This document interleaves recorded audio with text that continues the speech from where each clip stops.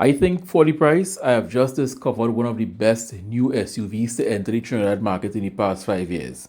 So this SUV is one step away from being able to drive itself on the roads. It can even self-park, and since 2020, it was the best-selling SUV in China, beating out models like the Honda CR-V, Volkswagen Tiguan, and the Nissan X-Trail. And on top of that, it comes in at one of the most competitive prices right now in Trinidad Tobago with one of the best warranties you can find. Now, I am not here to tell you what to buy. I'm only here to say, go and take a look at it. You might find something you like. What am I talking about? The Haval H6 Hybrid. The luxury trim starts at 299,950 and the Ultra, as seen in this video, is 329,950. Let's take a look at it because it has all the modern day safety tech. I can't go over all, but just to rattle off a few right now.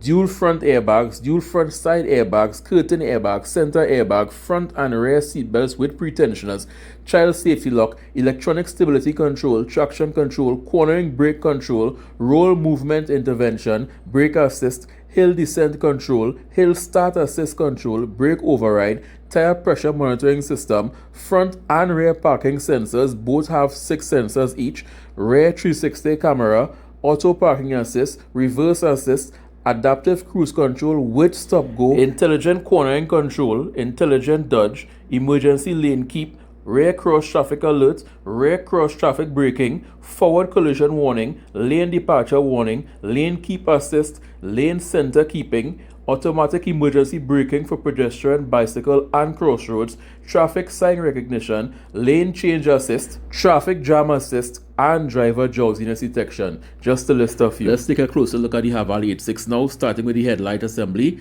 It's all LEDs. High beam, automatic high beam control, low beam, daytime running lights and turn signals, all LEDs. Then you have a LED fog light on either side of the bottom. But take a look at that grille. Let's pull out wider. That grille has to be the most pronounced thing about the front of this vehicle. And I think it was intended to be that way. It's a beautiful front end. And while the saying is true, looks are subjective, I think most people would agree that the front of this vehicle really looks nice. Situated directly under the license plate, you have this little rectangular cutout here. This is where your safety tech lays. Your lane departure warning, lane keeper assist, adaptive cruise control. This little area here looks at the road ahead and keeps you and the vehicle safe. Moving a bit up top now, you have power folding mirrors with turn signal repeaters and one of your 360 cameras. Moving to the rear, you have rear LEDs as well, so you have an entire LED strip going from left to right, even though it's broken up by the tailgate. When you look at it from far, it looks like one continuous lighting bar going across. You also have rear fog lights, something that is slowly making its way into more and more vehicles. And you also have the giant Haval written across the back, so you know what you are driving. While not as eye-catching as the front of the vehicle with that giant grille, the rear isn't a bad thing to look at as well. Even at night, with that giant LED strip going across, it really looks nice. In terms of wheels, you have large 19-inch wheels, which coincidentally is also the same size wheels that the GT version has. In terms of the tailgate, you do have a power tailgate, open and close via the key fob, the button at the rear of the tailgate, or the button inside the cabin. At this point, I think this should be standard on most vehicles. I will keep saying it until it becomes standard. But taking a look at inside the trunk, let's take a look at inside the layout and how much space it has. Compare this to a Hyundai Tucson. For example, the H6 has 28.5 cubic feet with the seats up versus the Tucson's 38.7 cubic feet with the seats up. The H6 has 71 cubic feet with the rear seats folded down versus the Tucson's 74.8 cubic feet with the rear seats folded down. So they are similar, but you do get slightly less space with the H6, and I think that is because the H6 is a hybrid. So there are some hybrid components sitting below the floor of the trunk that the Tucson probably doesn't have. I'll show that in a moment, but when it comes to the real world, you can fit a lot of stuff at the rear here. But like I mentioned, there are certain things underneath the floor here. So if you were to raise up the first layer, what you will see is the battery. It's located at the rear. It's sticking up there. You also have your tire repair kit, no spare tire, and you also have an inflator. Now the positive battery terminal is easy to get to. The negative is covered down, so you have to lift up this cover here and you get access to the negative just in case. But that entire floor you are seeing there can also raise up. So that's the second layer you can raise up, and now you can see the hybrid components sitting below there. You have full access to the battery and also the other components that make up the hybrid system, well, at the rear. And this component here on the left looks like a fan. If it is a fan, then it's conveniently placed because then you can service it easily. Some automakers have the fan hidden somewhere below the back seat or something. It's a pain to get to. This one is located right there. You lift up that and you have access to it. Now all of this is sitting where the conventional spare tire would be. So it goes without saying you have no spare tire. All of this is where the spare tire normally would be.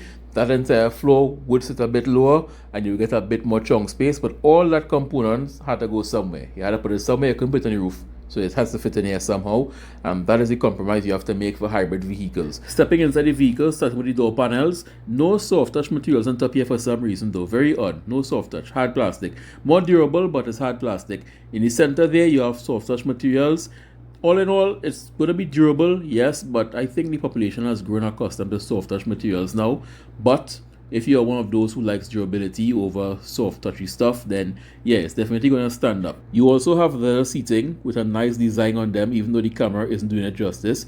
You have dual USB outputs at the rear, nice to see. Dual AC vents at the rear, but for some reason no fan controls. I was amazed to see this, no fan controls. But in a cool touch, the center console at the rear is actually indented at the bottom, so whoever is sitting in the middle, their feet won't be bumping on the center console because it has a space below there. And with an almost flat transmission tunnel, because it's a front wheel drive vehicle, you don't have any bump to get over as a center passenger, which is nice. It adds the comfort. Now with the rear seat pushed all the way back, this is the amount of room you have here. I am 5'8", and my knees aren't really touching the rear of the seat.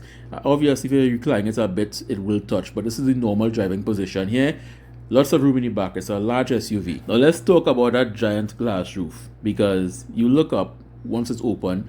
Typical glass roof, you can either open just the shade or you can open the shade all the way and the front half of the roof raises up and pushes back, not the rear half. But you look up and it's just glass, and it stretches from the front of the vehicle all the way to the back, just behind the rear passengers' heads. So even those at the back can look up and just look at sky in the daytime, at night, dawn, dusk, whenever. Just glass no matter where you look. Regarding front seats, the driver gets an 8-way power adjustment seat with 2-way lumbar support, whereas the passenger still powered seats but only 4 ways. Both are heated and ventilated, so you can either have the seats warm or ventilated depending on your mood. But I do know there are some people who don't believe that heated seats belong in the Caribbean. But if you ask anyone with a chronic back problem how comfortable heated seats are to them, you'll understand why it's still a thing. To the right of your center console, this is where your power outlet and your USB outlet resides. There's also one on the left hand side. It can be used as a DVR in case you have a DVR that doesn't record when the vehicle is off. There are dedicated sockets for that to keep it powered while the vehicle is off. But on this side, you have your normal USB output and you have your 12-volt power outlet. But the whole center console has this flowing design where it's like it's floating.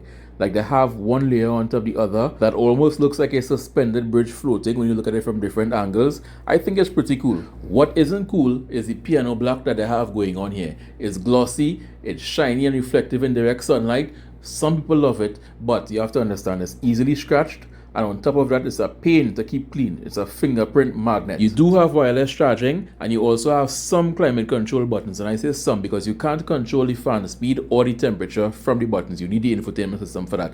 So you can only do things like open, recirculate, AC on, off, most basic stuff. You have a turnstile dial for your gear selector, left or right for drive or reverse, and you push down in the center to put it into park.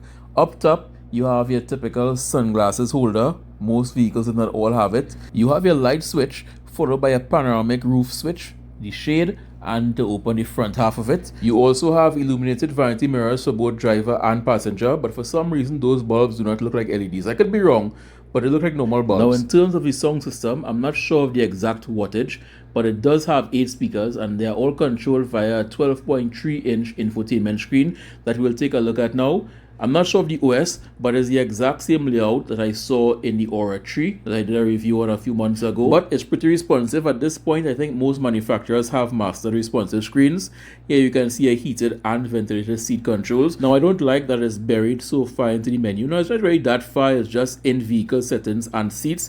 But I think it should be like on the main screen. Just have it out there. Maybe there's a setting to change the layout that I haven't seen as yet, but I don't like it all the way in here. Here you have your other settings. Now most people were asking about this feature called the dodge feature. I mentioned it in a previous review, and essentially what this does, when you are overtaking a large vehicle, the lane keeper assist tends to try to keep you in the center of the lines.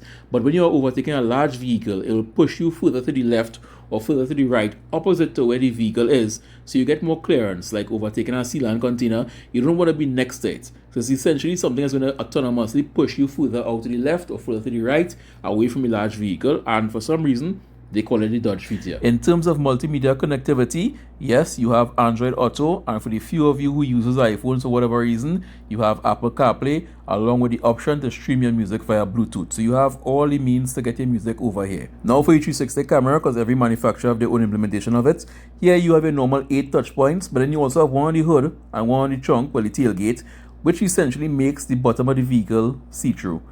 If you turn the steering wheel, the wheels will actually turn so you can see precisely. I'm not sure if you'll be taking this vehicle off-road, but let's say you are, for whatever reason, you can see precisely where the front wheels are going relative to the vehicle. You also have the option to touch the one directly to the rear of the vehicle. Now what that does is show you the vehicle top down from the rear, and the cool thing is, if you hit the brake pedal, the lights turn on. You turn the indicators on, the indicators turn on. You don't need this, but it's a cool touch. Cool attention to detail. I like when you have attention to detail. And that isn't just for the rear, because if you turn the headlights on while looking at it from the front, you'll actually see the headlights turn on camera. Attention to detail is things you really need in your life, but it just makes the animation look that much better. And I want you all to observe something. The 360 cameras are located front grille, rear of the vehicle, and under the 2 side mirrors, which means you need all 4 to stitch an image together to get a complete image. The door on the driver's side is open, as you can see here, and it is still somehow able to stitch an image even with the door open and the camera misaligned on the right hand side. I don't know how the computer is accounting for that door being open. Granted, it wasn't all the way wide open, but however it's doing it pretty good. In terms of the instrument cluster, you have a large 10-inch display and also heated steering wheel. Again, some might question why you need a heated steering wheel, but if you have arthritis in the hands, sometimes the heated steering wheel does help. Now the thing with this instrument cluster, why I didn't cover it much, for whatever reason the refresh rate and my camera weren't agreeing. Anytime I got close to it, it was just flashing constantly on the camera. I'm not sure what the refresh rate was, but it wasn't agreeing. One more thing that I was unable to demonstrate is the heads-up display located directly behind the steering wheel.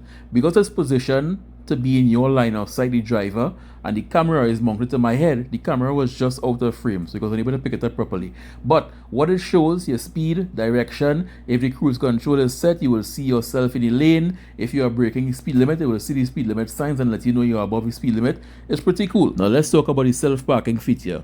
You pull up to a parking spot, you're not sure if you can make it or not. It will see it. You hit a button on the screen, and from there you are now a passenger. It controls the accelerator, the brake, and the gears in reverse or drive.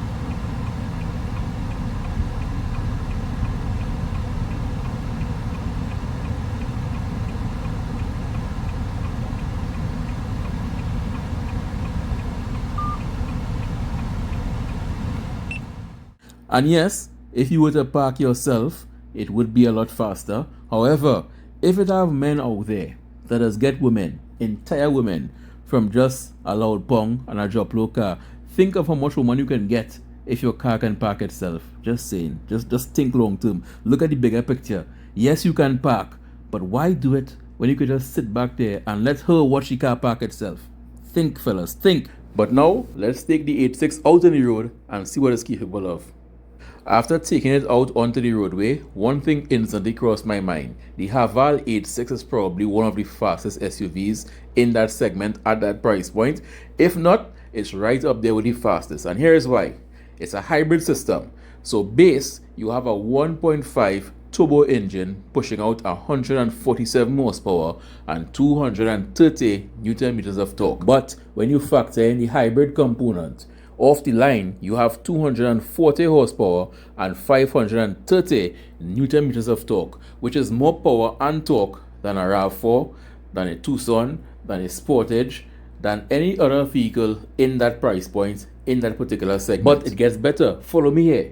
Turbo vehicles, unless they are built to reduce turbo lag, tend to have some turbo lag, especially at lower RPMs. That is why superchargers are more effective at lower RPMs than turbo, because turbos have to build boost pressure. But given the fact that this vehicle is a hybrid, and from the line you have the electric motor propelling the vehicle until the engine actually comes alive, by the time the electric motor takes a back seat and the gasoline engine is now propelling the vehicle, the turbo is already up to speed. You have no turbo lag.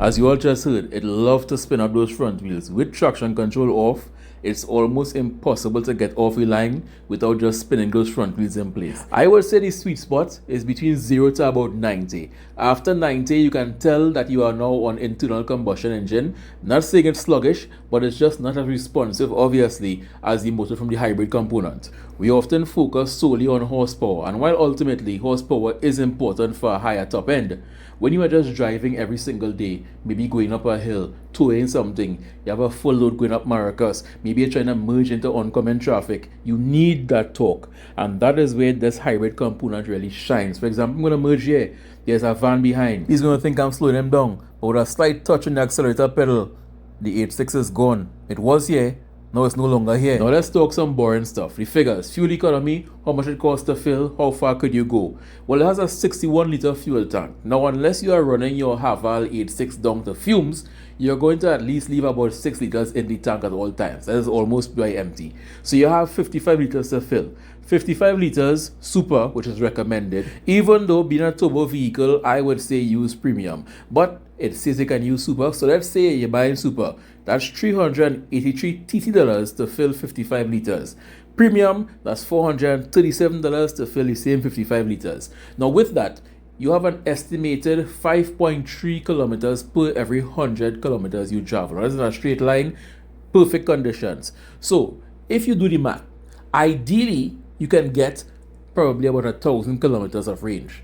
In traffic-filled Trinidad Tobago, you may get about 800 kilometers of range. But that is still good, given the fact that it's a large vehicle. We are not talking about a light vehicle here. It's probably not a full-size SUV like the Fortuner next to it right now, but it's still an SUV. So if you drive really economical and you do mainly highway miles, you will get probably close to 1,000 kilometers. But if you drive mainly in the city traffic through St. James back roads, you get 700-800 kilometers on a full tank. Now remember all those fancy worded safety tech we were talking about earlier on: lane departure warning, lane keeper assist, adaptive cruise control, all of that. Let's test it out. If you're testing something, test it out right. So I took it out on the highway again. It's like the third time or the fourth time around this area here. And this time was just to test the safety features. So here we are going out onto the highway. And so far, so good. I think these systems tend to do better with solid lines than when you have those dotted lines. Because anytime I've tested a vehicle and it was only dotted lines, problems. But whenever it have a solid line, I think it looks like a solid line. And if you think about it, it makes sense. But it's essentially keeping itself in the center of the lane. Now, every now and then you will see me hold the steering wheel and wiggle it left and right a bit. I am not making corrections. It's actually keeping itself in the lane. What I'm doing is, every 30 seconds or so, a notification pops up on the dash and you hold the steering wheel. And it beeps at you. And if you don't hold the steering wheel, it turns the hazards on and reduces speed. So I'm holding the steering wheel, letting it go. It's doing its thing here. But then when the notification pops up, it will go beep, beep, beep.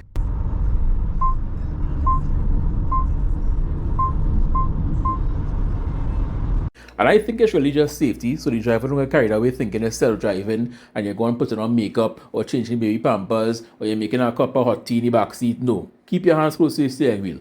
Now I want you all to pay attention to the adaptive cruise control part of it. You can set how far you want to follow the vehicle in front or how closely you want to follow the vehicle in front. This is its default setting. We are now at about 62 kilometers. The truck is going to come into the lane that we are in. We are 62, it's going to see the truck, it's going to go down to 61, 60, 58, 57, 56, 55, 54, and it's going to go down until it's at a safe distance. So the adaptive cruise control is quite aggressive actually. Now you can go into these settings like I said before and change how closely you follow. For example, this is probably about maybe 6 car lengths away. You can change it to 4, to 3, and it will close the gap. Now as you all are seeing, as the truck builds a distance in front, we are now back up to 59, we were at 60 just now. So the adaptive cruise control, it works. It doesn't lag to say there's a long lag where people are pressing the horn behind you like, oh, go speed up now. When the person in front speeds up, you speed up with them. When they slow down, you slow down with them. And it's pretty cool to see, even though you shouldn't be looking at this while you're driving, how it's able to see which ones are trucks, which ones are cars, which ones are vans. Technology really has come a long way. Now, this is either GWM rolling the dice, or they are so confident in their brand that they are willing to give 6 years or 150,000 kilometers warranty, whichever one comes first. Now, the average person, let's say working taxi or TTRS, you are not going to drive 150,000 kilometers just so. That is the years from now. So you have a 6-year warranty or 150,000 kilometers. And then to add to that, complimentary, you have 5 years of service. Now, as I said, it's standard service. So you will have to talk to them to see what that standard service package entails when it comes to the maintenance and what is actually complimentary. But getting anything free from any dealership is damn good. But the cream on top, you know, most people are a bit antsy to buy electric or hybrid vehicles because of the battery component. These batteries can be pretty expensive to replace. Well, they are offering 8 years warranty on the battery, which means if you take out a standard 7-year long car loan for it, you have a full year after that to encounter any problems, and it should be covered under warranty. And then even after that, this is a GWM. Follow me here, follow me. GWM is made by a Chinese company. And who does make all the goods and things in the world? China. You can get parts of this vehicle literally on AliExpress or Alibaba. You can literally go now after watching this video and type up Haval H6 alternator, and you will see it up there for sale. Haval H6 bumper, headlight assembly. So you have no reason to say, I can't get parts hard to get. You are literally buying a vehicle from the parts capital of the world. So I'm not telling you all to buy or not to buy. I'm simply here to present the facts. You go to the showroom, go to the dealership, ask your questions, book a test drive, see what is what, and you make your own decision.